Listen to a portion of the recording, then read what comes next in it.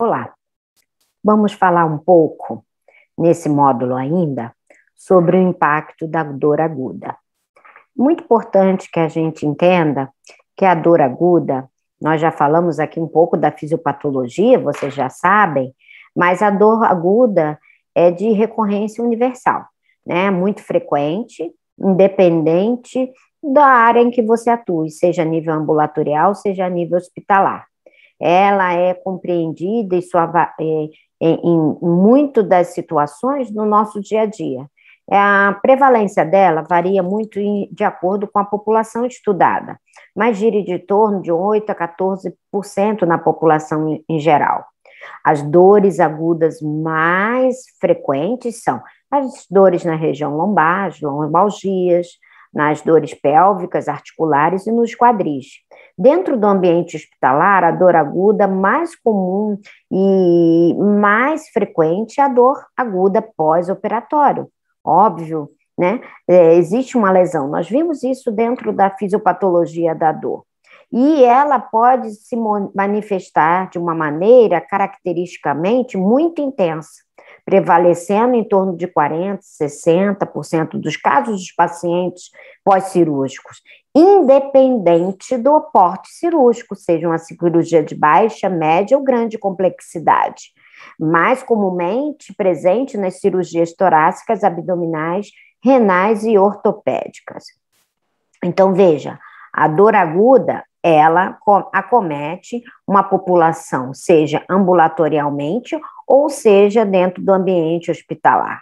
E o interessante é que, embora seja uma dor caracteristicamente muito pontual, com foco presente no agente causal, né?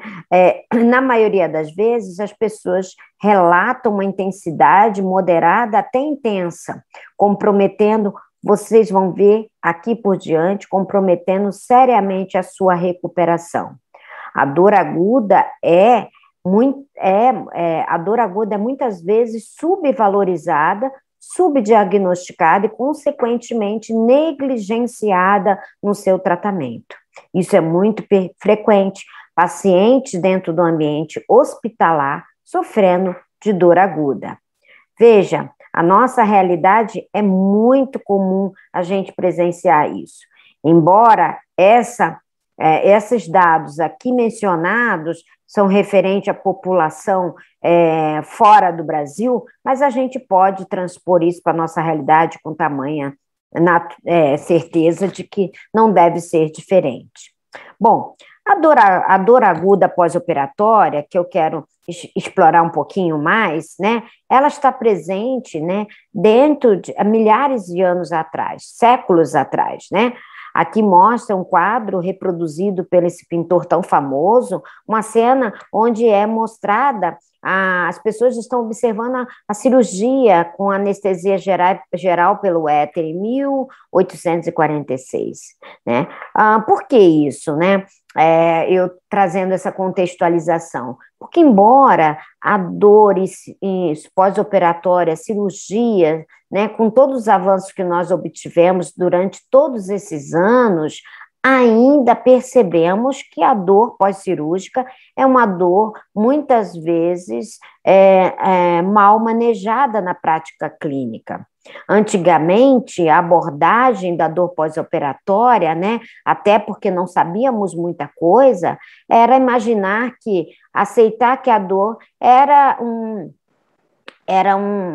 em geral grave, porque as técnicas cirúrgicas tradicionais usavam grandes incisões, né? Muitas vezes lesionando tecidos adjacentes, muitas vezes gerando um estímulo doloroso, né? Muitas vezes estimulavam uma abordagem fatalista à dor durante a internação. Quem nunca ouviu falar que, olha, não podemos dar analgésico porque senão mascara intercorrências diante da cirurgia, né? Não abordar a dor de pacientes recém-dispensados que auto-administram ou tiveram dor administradas por familiares em casa. Né? Muitas vezes, regimes simples com efeitos colaterais frequentes, como morfina, quando necessário. não coletar dados para revelar os padrões de dor persistindo por muito tempo após a cirurgia, além de também abordar problemas hospitalares com tratamento da dor usando qualquer pessoa que esteja livre no momento. Então, veja, embora esse tipo de abordagem é caracterizada tão antiga, você não percebe isso na sua prática clínica? Se você frequenta o ambiente hospitalar, quantas e quantas vezes você já não ouviu esse tipo de abordagem? Infelizmente, embora nós tenhamos caminhado no decorrer desses anos por uma evolução muito grande no conhecimento, na ciência da dor, né, na atuação, nos guidelines, nos consensos, mas muitas vezes ainda percebemos esse tipo de abordagem tão retrógrada. A gente sabe hoje que a dor pós-operatória, quando não controlada, manejada adequadamente no seu pós-operatório, ela causa experiência extremamente negativa ao paciente, gerando medo, ansiedade, sofrimento, uma limitação na sua recuperação, na sua mobilidade, um sono inadequado, retenção urinária, diminuição na qualidade de vida durante sua recuperação por ser tão lentificada. Além de tudo, uma insatisfação absurda de um paciente, pela incapacidade parcial ou total da sua produtividade, impactando na sua autonomia. E isso é muito presente, e isso está muito bem validado. Com isso, a dor não manejada adequadamente, ela, consequentemente, causa um desfecho muito insatisfatório, muito indesejável, né? O que, por exemplo, Márcia? Demora na cicatrização das feridas, né? Um comprometimento expondo o paciente a um risco de infecção aumentado, aumento do risco de transformar-se a dor aguda pós-operatória em dor crônica, né? Um aumento da taxa de insuficiência anastomósica, um aumento do risco de comorbidade pulmonar. Quem tem dor no pós-operatório não ventila adequadamente. Um risco de troca gasosa prejudicada, né? Acúmulo de secreção propiciando uma atelectasia. Ao risco de trombose, falta de mobilidade, risco de delírio, além de estresse, propiciando até um aumento da pressão arterial e um risco de infarto agudo do miocárdio. Sabemos que a dor pós-operatória não controlada causa ônus, né, para o paciente e ônus também para a instituição, porque o paciente muitas vezes requer necessidade de uma hospitalização mais prolongada, por aumento das taxas de complicações, aumenta também o custo do sistema de saúde, seja ele público ou privado, e reduzindo, e assim com baixa qualidade, e assim uma baixa satisfação do serviço oferecido. Sem dúvida nenhuma, hoje isso é um item extremamente relevante na maioria dos serviços de saúde. Em 2017, a IASP, por conta de tudo isso que eu acabei de comentar, lançou uma campanha de combate à dor pós-operatória, né? Onde foi divulgado bastante material, desenvolvidos e apoiados projetos de pesquisadores acerca dessa temática, além de campanhas para aumentar a conscientização da importância da gente controlar e até abolir a dor aguda. Assim, proporcionou para a gente um substrato extremamente valioso para que a gente busque, né, inclusive políticas de saúde de melhor gerenciamento, de melhor manejo da dor pós-operatória. E isso foi, na época, muito importante. No entanto, ainda falando um pouco mais de dor aguda pós-operatória, tão frequente na nossa prática clínica, infelizmente, menos de 50% dos pacientes internados recebem um alívio adequado da dor. Lembra das dores mais prevalentes, agudas, dentro do ambiente hospitalares? Então, aqui eu mostro para você nesse quadro a distribuição da intensidade e frequência da ocorrência de dor de acordo com os procedimentos cirúrgicos apresentados. as cirurgias abdominais altas, as ortopédicas com alta intensidade de dor e também com um impacto negativo nas funções básicas do paciente, com duração em média de dor moderada a intensa bastante significativa. As dores torácicas, como já mencionado, né? Então, isso tudo, independente do segmento da área a cirúrgica, sempre percebemos nesse quadro a importância da intensidade da dor. Caracterizamos uma dor moderada, intensa, aquela dor onde o paciente ele não está confortável, onde ele tem um comprometimento em decorrência da dor, do seu sono, da sua autonomia, da sua alimentação, e isso vai só aumentando a chance e ativando as vias para que essa dor se amplifique cada vez mais. A dor, então, aguda pós-operatória, hoje sabemos que ela não pode ser considerada apenas um sintoma desconfortável, que desaparece após a resolução da cicatriz cirúrgica. Ela hoje é um problema prevalente e que requer um cuidado, uma atenção, uma boa anamnese, um bom protocolo de manejo dessa dor. Por isso que hoje muitas instituições de excelência já têm os seus protocolos bastante customizados para ajudar a equipe interdisciplinar a gerenciar uma dor pós-operatória. Enfim, a gravidade da dor pós-operatória é um preditivo importante para a dor crônica. Lembre, a dor crônica, sim, essa causa sofrimento e incapacidade muitas vezes para o resto da vida do paciente. Então, veja o quanto nós profissionais temos uma responsabilidade na avaliação e no manejo dessa dor aguda para evitar uma dor pós-operatória.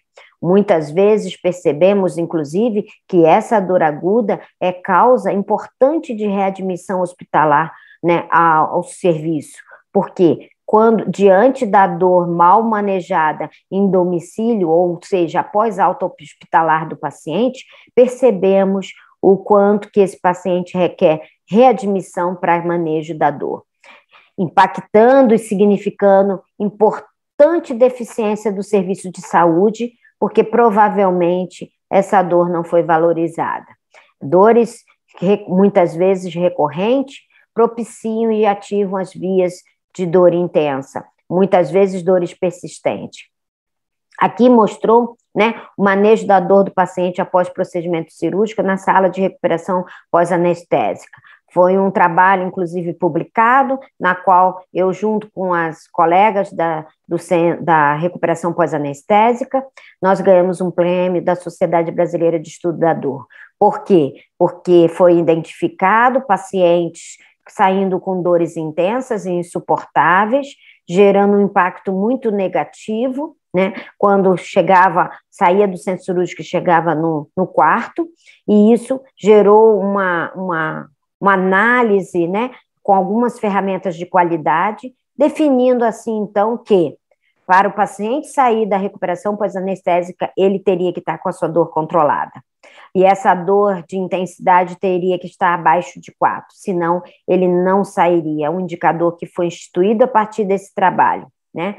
Outro trabalho que eu destaco da enfermagem, muito importante em relação à dor pós-operatória, foi o nível de conhecimento da equipe de enfermagem sobre a avaliação da dor, né? Perceba, 60% não conhece os instrumentos de avaliação, não utiliza de maneira sistemática.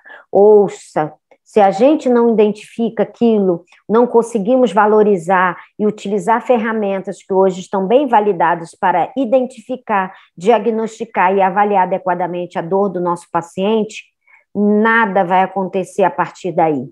Então, veja, quanto a enfermagem tem uma responsabilidade fundamental nesse contexto. Aqui só mostrando o que eu já explorei um pouquinho, só para a gente entender o quanto a dor pós-operatória altera e causa mortalidade em alguns pacientes, afetando os sistemas cardiovasculares, respiratórios, imunológico, psicológico e o que já comentamos também, postergando a sua alta hospitalar e gerando uma insatisfação do serviço muito grande. Aqui Eu trouxe um trabalho que fala ainda da dor aguda pós-operatório, na realidade, uma dissertação de mestrado sobre o impacto de um serviço de dor aguda pós-operatória no tempo de hospitalização no hospital universitário no sul do Brasil, feito pela Universidade Federal do Rio Grande do Sul.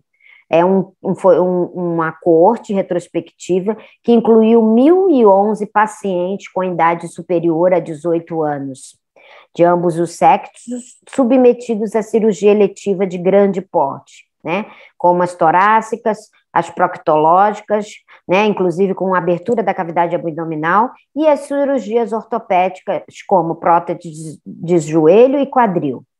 Qual foi o resultado, né, dessa dissertação, desse trabalho tão importante e enriquecedor para nós da enfermagem? Eles mostraram, os resultados sustentam a hipótese de que uma mudança no cuidado pós-operatório de pacientes submetidos a cirurgias com propensão para dor pós-operatória intensa, sob os cuidados de uma equipe multidisciplinar especializada, reduziu o tempo de internação pós-operatória comparado aos pacientes submetidos às cirurgias equivalentes com o tratamento da dor pós-operatória aos cuidados da equipe assistente. Então, veja, hoje nós temos a plena convicção que o cuidado, a equipe interdisciplinar, com certeza vai fazer a diferença. E se você, por um acaso, ainda não está dentro de uma equipe interdisciplinar ou multiprofissional na sua instituição, na sua cidade, na sua região, entre em contato comigo. Com certeza, a gente vai poder se ajudar, porque a ideia é que a gente fomente equipes especializadas, como pessoas que estão fazendo, como você, esse curso. Certeza que o mercado de trabalho está procurando profissionais com esse conhecimento diferenciado, porque a dor hoje, gente, é uma especialidade muito recente, uma especialidade que vem crescendo muito e que vem demandando os serviços de saúde de excelência, montagem dos seus serviços de dor, para justamente oferecer esse cuidado individualizado com geração de resultados extremamente fantásticos, como esse que nós mostramos aqui. Então, não perca essa oportunidade, ok? Bom, mas continuando aqui, né? Esse outro trabalho mostra o impacto da dor aguda e a adequação analgésica em paciente hospitalizado. Foram avaliados quanto à presença da intensidade da dor e aquilo que eu falei para vocês. A dor intensa, moderada e intensa, causa prejuízo às atividades de vida diária. Foi avaliados aí 134 pacientes com média de idade de 53 anos. No momento da entrevista, 27,6 pacientes referiram dor. Relataram dor de 24 horas que antecederam essa entrevista. A intensidade da dor variou de 6 a 6,6, e a dor foi mais frequente em pacientes de pronto atendimento, unidade de terapia intensiva e clínica médica. Houve uma associação entre dor e sexo feminino e não foi encontrada associação com a unidade de internação, diagnóstico e especialidade. A dor afetou principalmente a alimentação e a capacidade do paciente dormir. Então, nada mais só para mostrar evidência daquilo que a gente falou. Enfim, a dor pós-operatória e a ansiedade, nesse trabalho foi investigada em pacientes submetidos à cirurgia cardíaca, uma cidade do interior do Brasil. Participaram desse estudo 62 pacientes, sendo que 56,5% eram do sexo masculino e a idade média foi de 54,8 anos. A cirurgia prevalente foi a valvar, né? Cirurgias cardíacas, como mencionado, seguida da revasc do miocárdio. O nível de ansiedade pré-operatória foi em média de 92% dos pacientes, e a intensidade da dor ao repouso e a inspiração profunda declinou com o passar dos dias, sendo classificada entre leve e moderada ao repouso e moderada intensa à inspiração profunda. O locais de maior ocorrência de dor nos 4 dias do pós-operatório foi a região peitoral. Então, veja, às vezes, um dado que eu quero levantar e até chamar um pouquinho a atenção para a reflexão, né? Cirurgia cardíaca é uma cirurgia grande, porte, vejam, né? A abertura, né? Principalmente ela aberta, há uma abertura e há utilização de afastadores, onde você requer, muitas vezes, uma lesão de nervos intercostais, né? Aí já desencadeando, né, a possibilidade forte de desenvolver uma dor neuropática. Então, veja a importância. E mesmo assim, muitas vezes, a gente não percebe um protocolo analgésico adequado para tratar esse tipo de dor. Tão evidente, tão validada nos nossos estudos. Aqui, as causas e consequências de um manejo inadequado de dor aguda. Os estudos indicaram que o tratamento da dor aguda permanece abaixo do ideal devido às atitudes e barreiras educacionais por parte de médicos e pacientes, bem como as suas limitações intrínsecas das terapias disponíveis. Aí, aqui eu trago justamente para mostrar a reflexão que eu venho fazendo e venho há anos, há mais de 10 anos, disseminando, que é o estudo da dor. A importância dos profissionais que manejam pacientes com dores, sejam agudas e crônicas, que tenham um conhecimento satisfatório para atender as demandas desse paciente. Então, eu chamo aqui, inclusive, foi um dos meus, da minha mola propulsora para desenvolver esse curso, né? E com muita segurança de que, com certeza, vocês não vão sair do mesmo jeito que entraram desse curso. Então, o estudo reforça que o manejo inadequado da dor aguda, ele afeta negativamente vários aspectos da saúde do paciente, como nós já vimos, né? E pode causar um risco de desenvolver dor crônica. Embora os opioides sejam o tratamento de escolha para a maioria das dores agudas moderadas a grave, seus efeitos colaterais podem impedir seu uso, portanto, sua eficácia clínica. Os regimes analgésicos com um equilíbrio melhorado de eficácia e tolerabilidade têm o potencial de melhorar o controle da dor aguda e, portanto, reduzir a incidência de dor crônica. A gente vai ter um módulo farmacológico mais adiante que vamos explorar bastante o uso dos opioides. Estudos que examinam o uso de múltiplos analgésicos com diferentes mecanismos de ação sugerem que as terapias multimodais podem oferecer um equilíbrio melhorado de eficácia e tolerabilidade em relação aos regimes de agente único, ou seja, terapia monomodal, né? Única. Então, também vamos falar bastante sobre as terapias, tanto que os protocolos de manejo de dor aguda hoje existentes, todos são, né, multimodais, né? Terapias multimodais para justamente a gente atender essa demanda. Mas a gente vai falar isso no outro módulo. Aqui o impacto da dor aguda, né, na alta eficácia e na intensidade da dor, tá? E a avaliação do feedback de dor, né? Bom, a alta eficácia da dor é a crença da capacidade de controlar e persistir durante a dor. O objetivo do estudo foi examinar as relações entre a autoeficácia da dor, classificação de dor imediata e tardia e recordação precisa da dor 2 semanas após um procedimento de dor aguda em 203 pacientes que completaram um procedimento para dor no torniquete. Uma classificação imediata da dor foi coletada imediatamente após o procedimento. O que os resultados mostraram? Que níveis mais altos de autoeficácia em dor foram relacionados a uma menor classificação de dor retardada 2 semanas após, mas não relacionada às classificações de dor imediata. Os participantes com maior autoeficácia em dor eram significativo mais propensos ao quê? A subestimar sua dor 2 semanas depois do que os participantes com menor autoeficácia em dor, que tendiam a superestimar sua dor anterior. Essa pesquisa, então, destaca o importante papel da autoeficácia da dor. Nós tivemos um módulo onde eu falei sobre autoeficácia. Então, veja a importância da gente fazer interfaces, fazer links, para que a gente possa compreender o fenômeno doloroso. Por isso que os módulos básicos, todos os módulos anteriores, foram realizados para que a gente pudesse criar uma base, né, um alicerce sólido, para ter um entendimento de tudo que vai vir daqui por diante.